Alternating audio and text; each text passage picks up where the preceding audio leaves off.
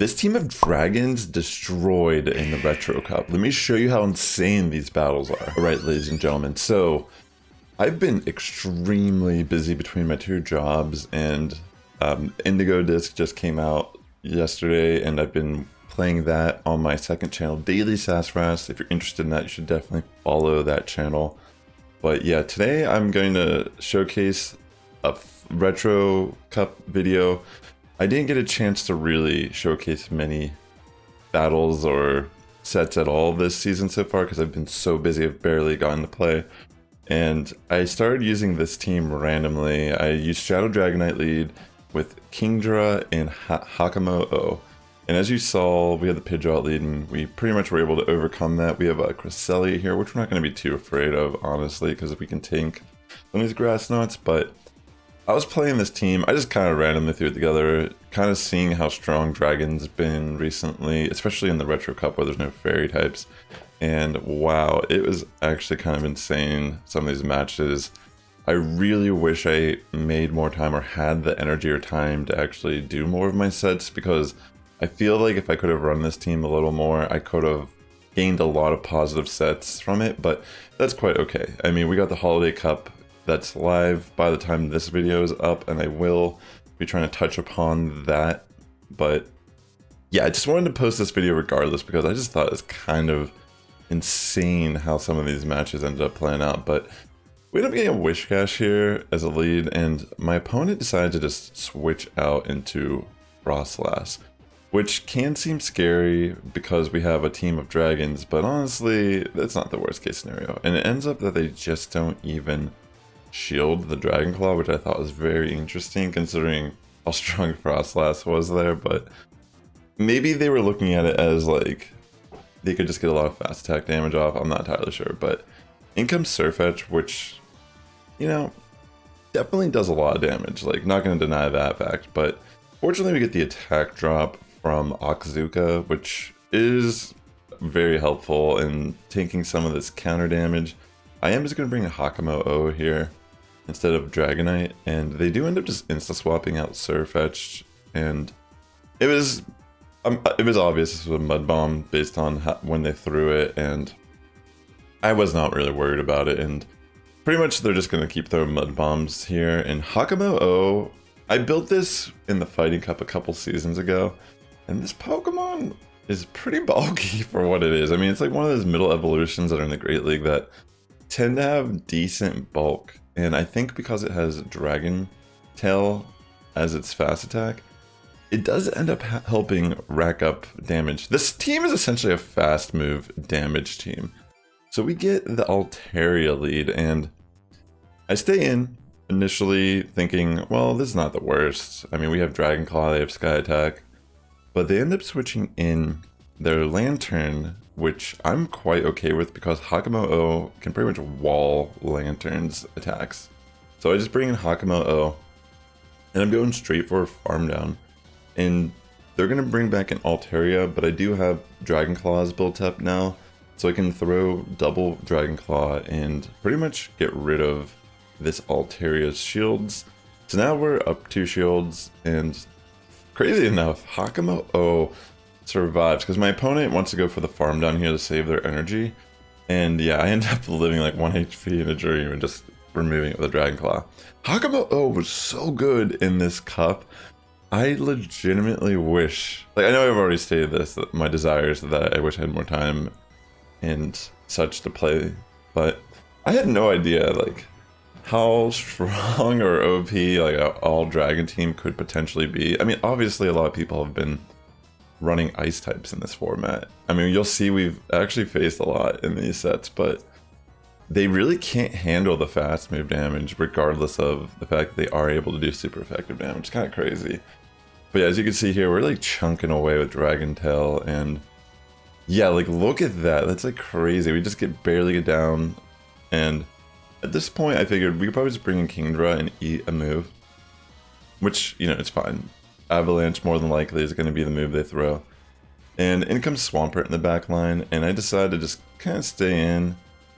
I think I just commit the shield and I insta-swap knowing that I have energy on Dragonite. And that's exactly what I do here. And from here I can just kind of farm down Swampert. And Frostlass is too low at this point to really do much of anything. In comes the Dunsparce, but this is okay as well because we do have a little bit of energy on Kingdra, so we should just barely be able to get to an Outrage. I honestly don't know if Okazuka would have been able to knock out at that range. But yeah, we were good to go with the Outrage anyways, and then Frostlass was just farmed down. So I've seen some of these lanterns, okay, yeah. So I was about to say, some of them are running Water Gun, and in this case, this is just like such a great scenario for me because we resist the water move, plus we're gonna outpace energy-wise and charge move, so even if this was a Surf, it doesn't really matter because we just shield and it's fine. But they end up going for the Thunderbolt. So that worked out really well for us. They end up bringing in Medicham. They take one Dragon Claw. I will bring in my Kingdra. And yeah, pretty much I'm just going to eat the Psychic to the face. Throw an Okazuka, which I do think they just let their Medicham go. They end up having Charjabug here in the back, which could seem kind of scary because they do generate a decent amount of energy. And they have 2 shields. But the funny thing is, Hakamo-o pretty much walls this Pokemon, being a fighter and dragon type. So just the unique case of having a Pokemon that just entirely walls this Charjabug. So it doesn't even matter that they are ahead in energy. I can take 2 X-Scissors to the face. I can even shield one. And yeah, at this point, we can pretty much just go for a farm down. I was looking at this, I'm like, I guess I don't even really need to throw my moves, but I decided to throw this just to get the shield just in case, and I think I switch. Oh no, they just let it go, that's right. Yeah, I don't know. Pretty much it was just game. They really had no way to deal with this at that point. So yeah, that first set, 5-0, and I'll jump into our next set. Alright, let's jump into our final set of the video. Also hit that like button, it does help my content reach a wider audience here on YouTube. I'm gonna try my best to at least post 1 video a week as I'm progressing through Go Battle League this season. So we get a Clodsire here, and I'm just gonna kind of stay in. I guess I should have just thrown energy here. I decided to generate and keep all my energy on Dragonite. I bring in Kingdra. I knew I could take 2 Sludge Bombs, which is exactly what they end up doing. But the issue here is it looked like I probably couldn't have lived the Poison Sting damage, so I end up just throwing my move. I don't know, maybe I could have just barely lived that, but I really did not want to risk that situation. In comes Double. I decided to actually just bring in Hakamo-o, knowing that I guess I just thought like I could take a couple body slams to the face relatively easily. Could more than likely get a shield from this as well. So we do get a shield, that's great. And yeah, from here we're just going to take another body slam, and now I'm going to insta-swap and throw Dragon Claw. And I think they end up shielding, which is really good for us, and we do have a lot of energy now on Dragonite. So I will just throw another Dragon Claw, which will just barely bring Double down to the red, farm down with Dragon Breath, and in comes the Lantern. At this point it's pretty much game because it looks like, if I'm not mistaken, that's a Water Gun variant as well, but yeah, we just pretty much have, once we got the 2 Dragon Claws off, it's pretty much GG, so well played. So we get a Chestnut, and when I first saw this, I was like, I have a feeling this might be Smackdown, but I wasn't entirely sure. So yeah, sure enough, it's Smackdown. So I end up switching to Kingdra, knowing that we will be able to pretty much like do a lot of damage with Dragon Breath. They'll get to 1 Frenzy, but their energy gain with the Smackdown's not that great. I'm an avid user of the Smackdown Chestnut, especially in the Holiday Cup, which is crazy. If you're interested, I do have a couple videos featuring Chestnut with Smackdown from the Holiday Cup. Maybe I'll have them linked at the end of this video as well, but yeah, so I pretty much know how to play around this. And yeah, in comes Double, and this was kind of scary seeing the Frostlass, just because how much energy it's ending up to generate here. So we end up getting a shield and getting the attack drop, which is huge here, by the way. This is super crucial. I mean, maybe it's not that crucial because it is triple Axial, which I honestly didn't even realize Frostlass got access to until I saw that. But yeah, I think we might have actually got kind of lucky that they didn't have Avalanche, because Yeah, that would have done more damage for sure. But yeah, end up being able to pull that off. Maybe just purely based on that alone. So in this fight, we get a Shadow Dragonite lead. I decided to stay in for a little bit as a safe swap into their Lantern, and I throw a Dragon Claw. And now I can bring in the perfect way to deal with this Pokemon and bring in Hakamo-o.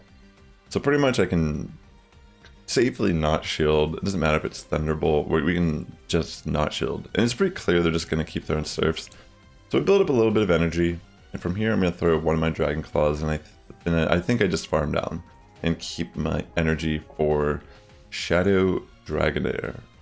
Yeah, so I will actually commit shield. I think I could have just barely lived that, but the way I was looking at this was, I think if I wasn't safe, the Dragonite could have just came in and barely like knocked me out before I threw Dragon Claw. But yeah, in comes, they end up having a Wellrin here in the back, which fortunately for us, Kingdra can take a move. And I decided to go for Outrage here instead of going for the bait or the attack drop. And they do make the right call, and they end up shielding here. So yeah, I almost got to the Oxzuko, which I thought was pretty insane. So we pretty much have to make a sack swap here, or I don't know if we can win this. And fortunately for us, we do make the correct call and sack our Hakamo-o, and we can just barely farm down with our Dragonite. Pretty insane there. Alright, so a Dragonite lead here, and yeah, we're just gonna stay in, pretty much throw the Dragon Claw right out the gate against the Dragonite. They do commit shield. I will insta swap to Kingdra, and I decided to just not shield, even if it is a body slam. I thought that would be fine. They end up having Kingdra also, and this got me a little scared because they're able to generate a decent amount of energy there, and I was not able to take advantage of getting my Oxzuka off. So I'm hoping I don't get an attack drop, and fortunately for me, I do not, and I can just remove the Kingdra. So in comes Talonflame, and yeah, so we get pretty fortunate here that it's a Talonflame in the back, and I make a great sack swap here as well. Like, this is huge in this fight right here, being able to waste their flame charge. And I feel like they didn't want to switch out because they had that attack boost. They were hoping to get off a lot of damage with the Incinerate. Fortunately for me, we do make the smart call here and we farm down. I'm at 1 HP in a dream, and I'm able to... I wasn't sure if the Dragon Breath would register before my charge move, but fortunately my Dragon Claw registered first. That was crazy. I just barely won that one. Alright, so in this next battle, we get a Credility, which is really cool. And yeah, it could be Stone Edge, but yeah, it ends up being... I was like, it could be Rock Slide. I knew it wasn't Stone Edge when they threw their energy, but I was like, it could still be Rock Slide. So I end up just throwing my Dragon Claw into the Jellicent. I throw it again. I'm assuming they're going to shield here, so I'm like ready to switch. But they end up not shielding, and I made this like silly decision to switch anyways. Like, it was just like kind of like a default. Like, I was already going to switch regardless of what happened. But yeah, I could have just stayed in with Dragonite, honestly. That would have been fine.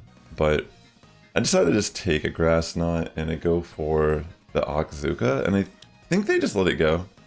And they end up having Frostlast in the back. So they're pretty much banking on Frostlast to be their sweeper here. I think they're running triple Axle also. But in my mind, I was looking at this thinking, well, they may have 2 shields, but it's not really going to matter in my honest opinion. So from here, we pretty much can just farm down with Hakamo-o. I brought in Dragonite originally, but yeah, I don't know if that was the smart play. But anyways, yeah, another 5-0, so yeah, a 10-0 with this team. It was pretty insane. I wish I'd played more battles with this team. But yeah, like I said, I've been really busy recently, but I will try my best to at least post 1 video a week. I really appreciate you tuning into this video. Definitely consider subscribing if you want to follow more Go Battle League content. And with that being said, the Sass Squad is getting stronger each and every day. Good morning, evening, afternoon, wherever you're tuning in. I'll catch you in the next one. If you're interested in checking out some of my previous Holiday Cup videos, you can check out this one right here or this one right here.